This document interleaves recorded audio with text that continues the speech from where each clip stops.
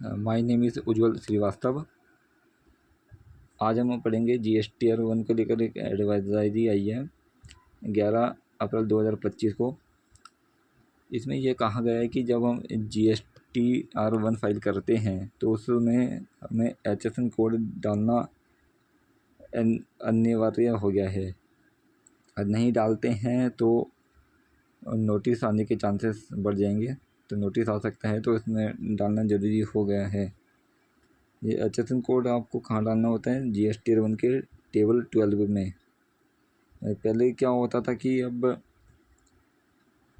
हम जो जितनी भी हमने सेल करी है, B2B हो या B2C हो, सबका टोटल हमने करा, तो उसके जो भी HSN है हमारे, जो भी हम यूज़ करते हैं, तो उसके हिसाब से हमने दिखा दिया उसमें। तो अब इसमें क्या है कि इसमें हमें दो ऑप्शन मिलेंगे हमें। एक तो मिलेगा B2B का और एक मिलेगा B2C का। जो आपने B2B की सेल करी है उससे रिलेटेड जो HSN कोड होगा वो आपको दिखाना है, और जो B2C से रिलेटेड आपने सेल करी है जो भी, तो उससे रिलेटेड जो HSN कोड होगा वो आपको अलग दिखाना है। यानी कि अब B2B का HSN अलग आपको दिखाना है और B2C के लिए अलग दिखाना है। अब HSN कोड को आप मैनुअली नहीं डाल सकते हैं। पहले क्या होता था कि मैनुअली डाल सकते थे, लेकिन अब मैनुअली नहीं डाल सकते हैं। आपको उसके लिए एक ड्रॉप डाउन लिस्ट दी गई है ऊपर, तो वहाँ से आपको HSN कोड सेलेक्ट करना होगा।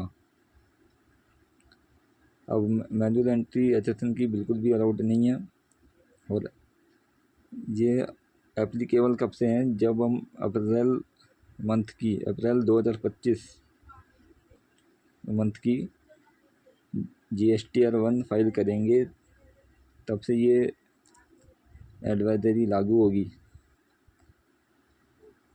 और HSN कोड डालना अनिवार्य हो गया है, चाहे आपकी कितनी भी सेल हो।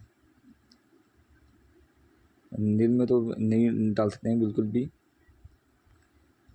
अगर HSN कोड अगर नहीं डालेंगे तो आपको नोटिस आ जाएगा GST की तरफ से।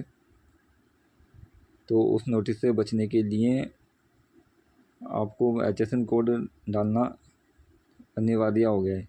ये GST Tier 1 के टेबल 12 में डालना होता है।